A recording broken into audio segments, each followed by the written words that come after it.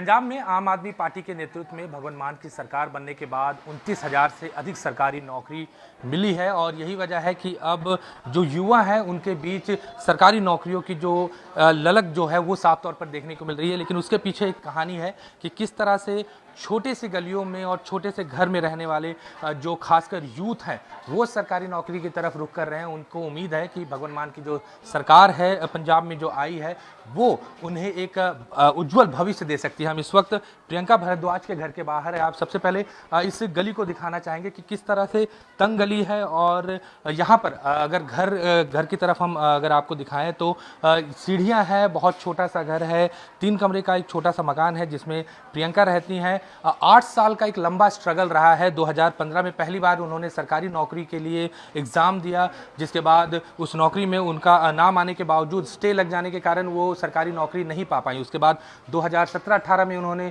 दोबारा एग्ज़ाम दिया, उस समय भी उनका नहीं हो पाया और 2021 में जब उन्होंने एग्ज़ाम दिया दोबारा उस पर स्टे लग गया और एक लंबा कानूनी जो दौर था वो प्रियंका ने देखा। और उसके बाद 2022 में जब भगवंत मान की सरकार यहाँ बनी उसके बाद लगातार जो नौकरियां हैं और जिस तरह के जो कानूनी दांवपेच थे उसको सरकार ने दूर किया और एक के बाद एक नौकरियां लगनी शुरू हो गई। घर दिखाते हुए हम ऊपर चलेंगे और प्रियंका और उनके परिवार से बात करेंगे। छोटा सा घर है प्रियंका का और उनसे बातचीत करेंगे और जानेंगे कि एक लंबा दौर जो रहा है स्ट्रगल का वो कैसा रहा है। यहाँ पर इनका पूरा परिवार जो है वो बैठे हुए हैं। प्रियंका खुद हैं, उनके पिताजी हैं, उनकी भाभी हैं, उनकी माताजी हैं, सभी लोग यहाँ पर हैं। इनसे बातचीत करेंगे।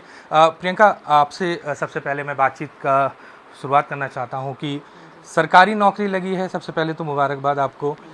कैसा रहा स्ट्रगल और कब से आप कोशिश कर रहे थे सरकारी नौकरी के लिए? हाँ जी सर, 2012 में मैंने अपनी बीएससी स्टार्ट की थी। 15 में मैंने कंप्लीट की, उसके बाद बीएड, फिर इसके बाद ईटीटी की। तो बीएड करते ही मैंने स्टार्ट कर दिए थे अपने एग्ज़ाम देने। तो सबसे पहले मेरा एग्ज़ाम जो क्लियर हुआ था वो 2016 में हुआ था, बट बीएड और ईटीटी का उसमें इशू हो गया था तो वो पोस्ट कैंसिल हो गई थी। फिर उसके बाद सेकेंड दिया, उसमें भी कोई इशू हुआ और वो कैंसिल हो गई। फिर ये एग्ज़ाम जो हुआ था ये हुआ था 2021 में ऑन 16 अक्टूबर, उस दिन मेरा बर्थडे था। तो उसके बाद दिसंबर में ये क्लियर हुआ। फिर इसमें भी स्टे हो गया। मेरा डॉक्यूमेंट वेरिफिकेशन हो चुकी थी फेब तक, बट उसके बाद मुझे ये लगा कि अब कुछ नहीं होगा क्योंकि स्टे लग गई, कैंसिल हो गया था। तो साल हो गया था वेट करते हुए, हमें था कि नहीं होगा। मैंने आइल्स भी अपना क्लियर कर लिया था इस चक्कर में कि शायद मतलब ये पोस्ट नहीं होगी तो मैं बाहर ही चल जाऊँ, क्योंकि मेरी एज भी 27 हो गई है। तो मुझे लगा पेरेंट्स का प्रेशर भी होगा और शादी का भी एक टाइम पे आ ही जाएगा, तो बाहर जाना ही बेटर रहेगा अपने करियर के लिए। तो बट एकदम से 1 साल बाद इसकी नोटिफिकेशन आई तो मेरे 65 मार्क्स थे, तो 66 तक इन्होंने रख लिया था सबको और मेरा फिर वेटिंग में आ गया था। बट 65 के बाद उसके बाद थोड़ी सी हमें हिंट मिल रहे थे कि शायद आ जाएंगी पोस्ट, पर जैसे ही ये सरकार आई, आप सरकार की वजह से एकदम से हमें 15 मई को एकदम से नोटिफिकेशन आई। 16 को हमें अपॉइंटमेंट लेटर मिला और 17 को ही मेरी ज्वाइनिंग हो गई थी साथ। मतलब 8 साल का जो स्ट्रगल है वो सिर्फ 72 घंटे में वो पूरा हो गया। हाँ जी बिल्कुल। मैं बहुत खुश हूँ इस चीज़ से कि इस सरकार ने मतलब बहुत जल्दी हमारी करवाई। और 31 को मेरे पापा की रिटायरमेंट भी थी, 31 मई को। तो मेरी विश भी थी कि पापा की रिटायरमेंट से पहले मेरी जॉब लग जाए और वो हो भी गया। मतलब पिता का सहारा बन के आप उभर रही हैं। हाँ जी। और ये एक सवाल ये है कि 2015 में आपने जब पहली बार एग्ज़ाम दिया था तो क्या लगा था कि इतना लंबा सफ़र हो सकता है, या उम्मीद थी कि जल्द से जल्द हो जाए? क्योंकि लोगों को सरकारी उम्मीद, जब सरकार एग्ज़ाम क्लियर होता है तो उम्मीद होती है कि जल्द से जल्द नौकरी लग जाए। हाँ जी सर, मतलब उस टाइम पे मतलब हम इतने एलिजिबल नहीं थे। 2017 में मेरी बीएड कंप्लीट होनी थी, तो मैंने वैसे एक रैंडम एग्ज़ाम दिया था तो मेरी फ्रेंड की लग गई थी उसमें एग्ज़ाम। तो मुझे था कि इसके बाद 18 में जो एग्ज़ाम आएगा उसमें मेरी लग जाएगी क्योंकि मेरी प्रिपरेशन थी उतनी अच्छी। बट नहीं, उस टाइम पे स्टे का इशू और बीएड और ईटीटी का इशू की वजह से नहीं हुआ और मुझ पर इतना नहीं पता था कि इतना लंबा जाएगा ये। इस दौरान आपने अपनी ज़िंदगी में क्या क्या पड़ाव फेस किए हैं?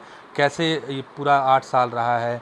क्योंकि छोटा परिवार होता है, फाइनेंशियल क्रंचेस बहुत होते हैं और जिस तरह मैं देख रहा हूँ, एक भाई हैं, 2 बहन हैं, पिताजी के ऊपर जिम्मेदारियाँ बहुत ज़्यादा थी। उस दौर को आपने कैसे निकाला? क्योंकि आपने ट्यूशन भी पढ़ा रही थी, आपने ये बताया। 2012 से मैंने मतलब खुद ही करना ट्यूशन्स पढ़ाना शुरू कर दिया था कि फ़ीस वगैरह खुद की, पापा पे प्रेशर ना बने। पर 2018 में मतलब जैसे एग्ज़ाम दिया नहीं हो पा रहा था, तो मैं चली गई थी काफ़ी स्ट्रेस में कि आइल्स क्लियर करके बाहर जाना ही ठीक रहेगा। तो 2021 में कोविड आया, तो एकदम से घर में 6 मेंबर्स की डेथ होगी, तो घर में बहुत बुरा माहौल हो गया था। तो मुझे यही लगा कि मैं नहीं पढ़ पाऊँगी। ये कोविड के दौरान हुआ? हाँ जी, हाँ जी। तो मुझे ये था कि अब एज भी निकल रही है, ऊपर से कोविड की वजह से और नहीं पढ़ पाऊँगी, तो मैंने ये सोचा कि मैं नियर बाय पीजी ले लेती हूँ कि अगर घर में कोई प्रॉब्लम होगी तो मैं साथ जल्दी आ भी जाऊँगी और साथ में मैं मतलब वहाँ पे पढ़ती भी रहूँगी। तो उसमें मैंने 21 में ये एग्ज़ाम दिया था वहाँ पे पढ़ के, तो और वही क्लियर हो गया। एक मिडिल क्लास फैमिली के लिए सरकारी नौकरी का क्या इम्पोर्टेंस होता है, ये आप बताइए। मतलब मैंने ये चेंजेस देखे हैं कि उस टाइम पे जब सभी बोलते थे कि शादी क्यों नहीं कर रही है, इतनी एज हो गई है, और एकदम से जॉब लगने के बाद सबकी थॉट्स चेंज हो गए हैं। मतलब सब मोटिवेट कर रहे हैं कि गर्ल्स को पढ़ाओ, इतनी जल्दी शादी मत कराओ। मतलब मैंने खुद देखा है मेरे रिश्तेदारों में, सब अब मेरी फैमिली वालों को कहने लग गए हैं कि नहीं, कि मतलब ये अच्छा किया आपने कि इसकी जल्दी शादी नहीं की, कि नहीं तो मतलब ये दिन ना आता फिर आपकी लाइफ में। अगर लगता है कि सरकार नहीं बदलती और जिस तरह से भगवान मान लगातार सरकारी नौकरियां दे रहे हैं, तो वो एज भी निकल जाता अगर आपको इस समय नौकरी नहीं मिलती? नहीं, मतलब मुझे नहीं लगता है कि अगर कोई और सरकार होती तो ये पोस्टें आनी थी और मेरी लगनी थी जॉब, और मैं शायद बाहर ही चले जाती। उसमें भी मुझे ऐसे हो रहा था रिग्रेट कि मुझे बाहर नहीं जाना था, बस इसी वजह से यही इशू था कि जॉब लग नहीं रही है, और मुझे मतलब शादी से पहले मतलब मुझे सेटल होना था। मुझे ऐसे मतलब इतनी एजुकेशन लेके अनमैरिड होके मतलब अनएजुकेटेड की तरह नहीं जाना था मतलब शादी। मुझे चाहती थी कि मैं पढ़ लिख के अपनी जॉब के साथ जाऊँ अगर मैं किसी की फैमिली में जाऊँ। तो जो एक मिशन है भगवान मान का कि बच्चों को विदेश ना भेजें बल्कि यहाँ करें, तो सरकारी लग रहा है कि अब वो चीज़ें होती हुई दिख रही हैं। दिख रही हैं, हाँ जी। मुझे था कि ये शायद इतना मतलब कह रहे हैं बट ऐसा होगा नहीं, बट नहीं, इन्होंने बहुत जल्दी काम किया, और मुझे लग रहा है आने वाले मतलब जितने भी हैं स्टूडेंट्स वो उनके लिए भी करेंगे जो वेटिंग में है। अब कितनी मजबूती के साथ अब परिवार का, क्योंकि पापा रिटायर हो गए हैं, आपकी नौकरी लग गई है, तो क्या लगता है कि अब परिवार का बोझ जो है वो आपके कंधों पर, आप उसको संभाल पाएंगे? बिल्कुल, बिल्कुल, मैं रेडी हूँ उसके लिए, और मैं पहले से भी रेडी थी, बट अब और अच्छे से जितना मैंने सोचा है सपने सबके पूरे करने हैं, मैं और दिल से करूँगी।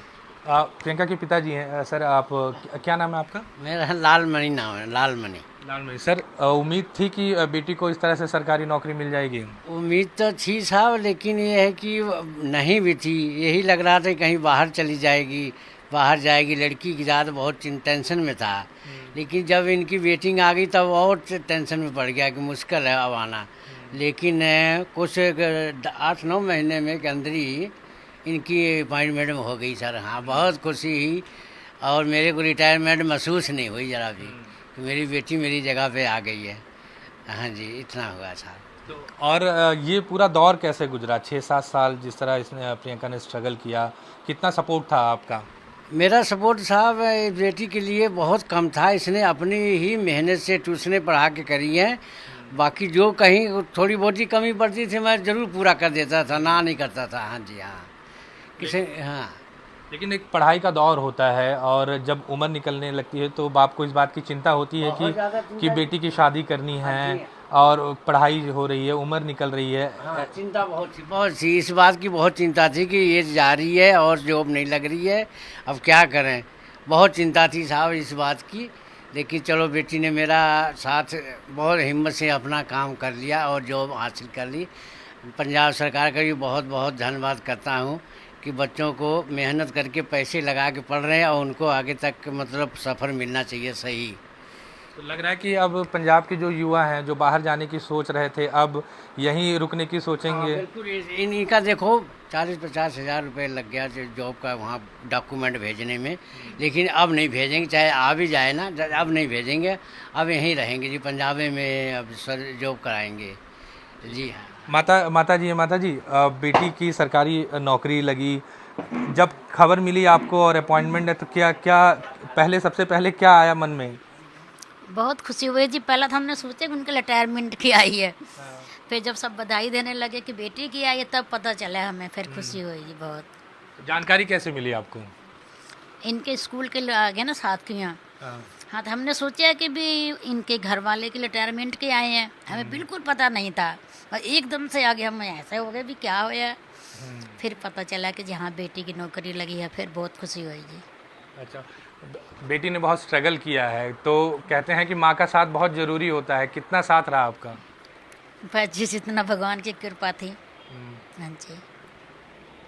तो ये प्रियंका है और उनका पूरा परिवार जो साफ तौर पर कह रहा है कि किस तरह से जब से भगवंत मान की सरकार आई और जो कानूनी दांवपेच के कारण जो नौकरियां नहीं लग पाती थी, कभी स्टे लग जाना या किसी कारण से देरी होना, वो नई सरकार आने के बाद वो सारी बाधाएं बहुत तेज़ी से दूर की गई। और यही वजह है कि प्रियंका जैसे हज़ारों जो और भी नौजवान हैं, युवा हैं, उनकी सरकारी नौकरी लगी। और ख़ासतौर पर जिस तरह खुद प्रियंका कह रही हैं कि विदेश जाने का उनका सोच थी कि जल्द से जल्द वो विदेश चले जाएं, क्योंकि यहाँ पर कुछ हो नहीं रहा था, कोई नौकरी नहीं लग रही थी, सरकारी नौकरी नहीं लग रही थी। लेकिन जब अपॉइंटमेंट लेटर आया तो चेहरे पर ना सिर्फ प्रियंका के बल्कि पूरे परिवार के चेहरे पर खुशी थी। और यही वजह है कि पंजाब के जो युवा हैं अब सरकारी नौकरी की तरफ देख रहे हैं और पंजाब में रहकर पंजाब को आगे बढ़ाने की जो कोशिश है वो युवाओं की साफ तौर पर देखने को मिल रही है। चंडीगढ़ से कैमरा पर्सन इंद्रजीत के साथ अमित पांडे, न्यूज़ 24।